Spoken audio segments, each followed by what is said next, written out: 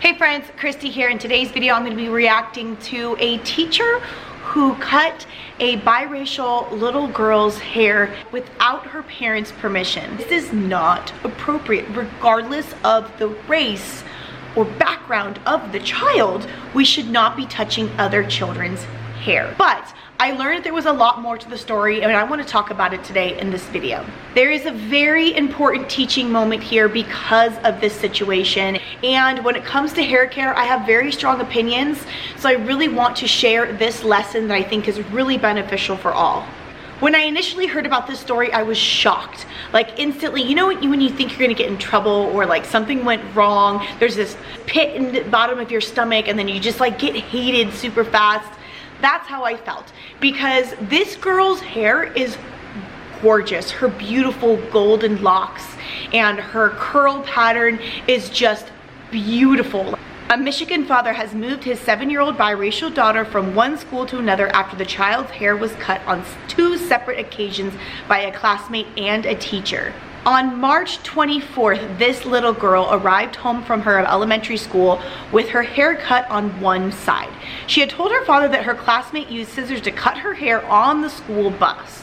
2 days later, after complaining to the principal and having the little girl's hair styled at a salon with an asymmetrical cut to make the differing lengths less obvious, the little girl arrived home with the hair cut on the other side.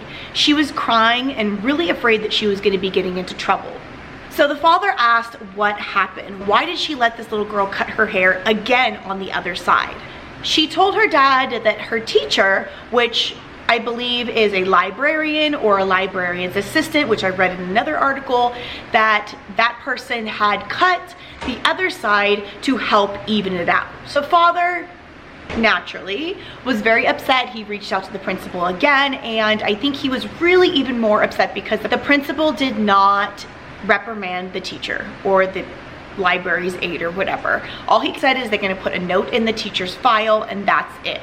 But the thing that really irritated me was this principal did not take accountability. She or he did not apologize, kept saying things like, okay, what can I do to make this go away? Didn't care about the parents' concerns or the child, or what damage it could cause the child. More concerned about how she would look as the principal, the teacher, and how the school would look, and just wanted it to go away. So that's very, very concerning to me. The principal actually said didn't even have the authority to do anything.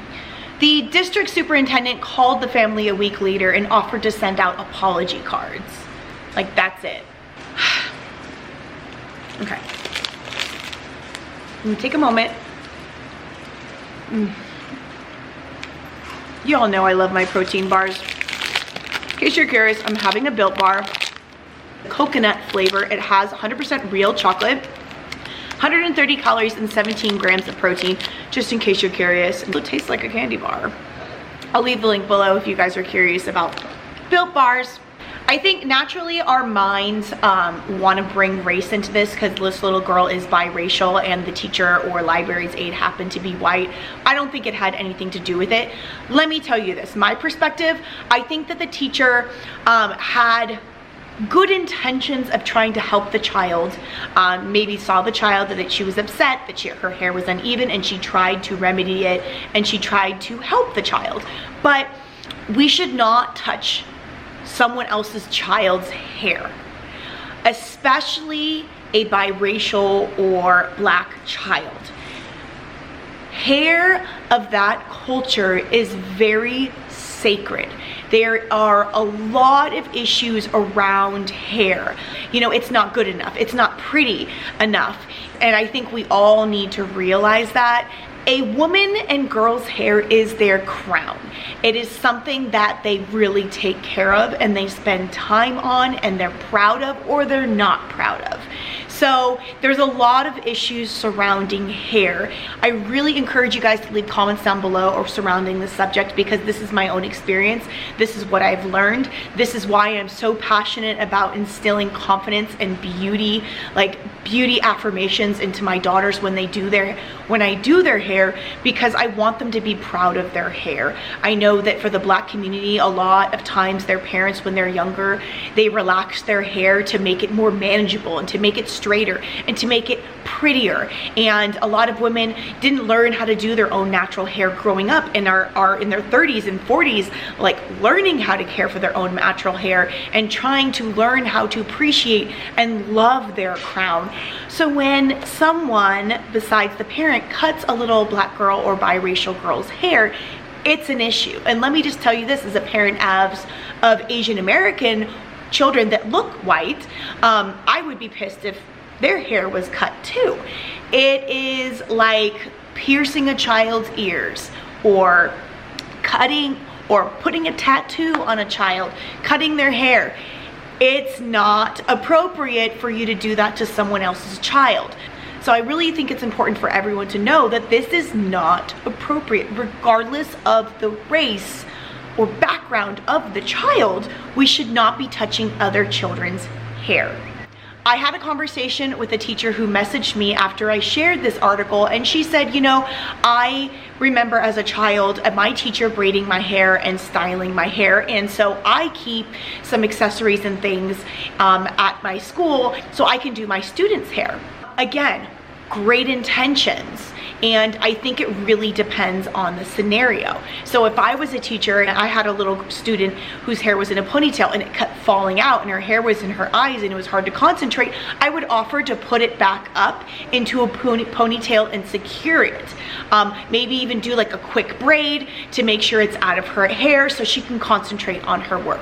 But I would never take a style down that the child came to school with and then restyle her hair. Especially wouldn't cut her hair. Regardless if another child had cut one side, it's not my obligation, it's not my responsibility or my duty to cut the other side to make it even. It's just, to me, it's common sense. What do you guys think? Leave the comment down below. So now these parents actually had a big meeting at the school, and they had a lot of supporters, and there's just so many things being thrown around. I actually even saw someone calling the father a liar, that there was no proof that this ever even happened. This is just a crazy scenario. And I was thinking about, if I was the parent and that happened to my child, yes, I would be furious, but would I go public with it? Would I post it on a platform and like create all of this? I feel like it would be a very personal matter, and we are a society right now in this day and age where everything is very race driven, and would I want to like add that negativity of people thinking it's, oh, a white teacher and a Black child? Like, I'm not sure.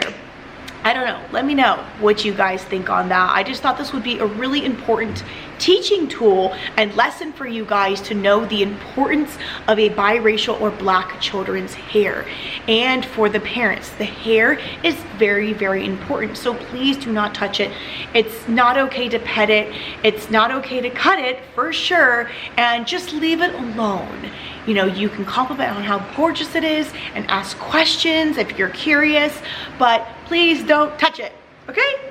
Let me know what you guys think. I really appreciate having this conversation with you. I just thought it would be a learning tool, and I think that going forward, we should all be respectful of each other's space and hair and everything. I will see you in the next one. Feel free to subscribe. See you next time.